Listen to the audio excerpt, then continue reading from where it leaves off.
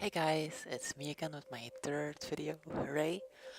Now I was actually going to give you normal voice comms, like a Skype call so you can hear the communication between my healer and me, but sadly I kinda forgot to record all the audio. So instead I'll talk a little bit about Discipline Priest and Beast Mastery Hunter, which is a rather fearsome comp in 2s nowadays, and I'll promise that in the next video will be a voice comm. Oh, I also apologize for a few elements in my UI. Two of my favorite add-ons stopped working, so I had to disable them, namely Arrow Monster and Button Facade, which made my buttons look pretty. But oh well, just have to deal with it. So, on to the game. With my Druid casting in the back, I'm just going to get close to the hunter and do as much damage as I can, while keeping weakened blows up on his pet and Glyph of Tempest Verdict for myself to reduce the damage. As always, my Druid will spend a lot of time CCing the disc and avoiding his CC by sprinting away from the fear bomb. Now inevitably, my Druid will be put in a long CC chain anyway due to the instant cast and the ranged CC from the hunter. It's a good thing if you can take the traps, but this is not always possible. Don't panic, you can simply run behind the pillar and lost the hunter to reduce your damage without even having to use Hand of Sacrifice.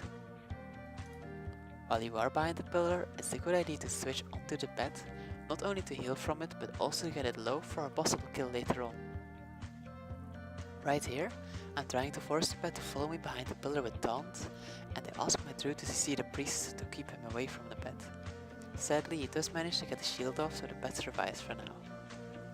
Good thing to know is that when the opposing team is aware that you're not afraid of attacking the pet, they will focus on it a lot more, and as a red paladin it's very hard to kill a hunter pet when it's being healed by both the priest and the hunter, so wait for an opportune moment.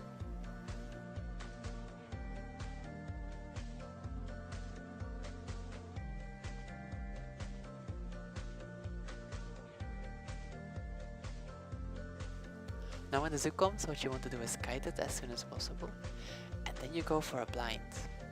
Ideally, you hammer off the righteous right after that, but I was on a global cooldown, so I could put in a small fear first.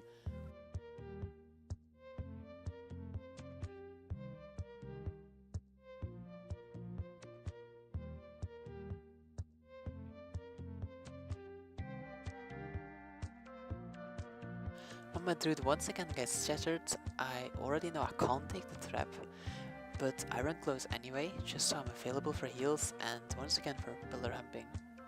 Stupid mistake from me, I tried to stun the priest to prevent him from fearing my Druid, but it's actually on a 1 second cooldown, so it fails and we both get feared. When I do go burst for the first time, my goal is not to kill. That's why the Guardian isn't up yet. I'm merely trying to get him to panic because the hunter is lost from his healer, the healer is in the CC, so we can force various defensive cooldowns. Most noticeably life swap, which is exactly what we wanted. Now the rest of the fight is pretty much a stalemate, both doing some damage and some CC, but due to my defensive play neither side can really get anything done. It's just a matter of patience right now, so we skip a little further into the video to a breakpoint. Over here with the hunter shielded and the priest is in a blind and my trinket procs, I decide to suddenly switch target and burst onto the pet. They don't see it coming, so the pet dies. That makes it the remainder of the fight a lot easier for us, as the hunter can do next to no damage. All we have to do is focus him and interrupt his casts for happy times. Now the hunter does eventually get his pet back in this match, but in that time we had a good time dealing damage and setting up the kill. Jumping a bit further into the story, we get a moment where the hunter has only one deterrence and the priest is drinking behind the pillar. I go full burst with my Guardian and start the CC chain onto the priest, using Cyclones, Blind, another Cyclone and Stun.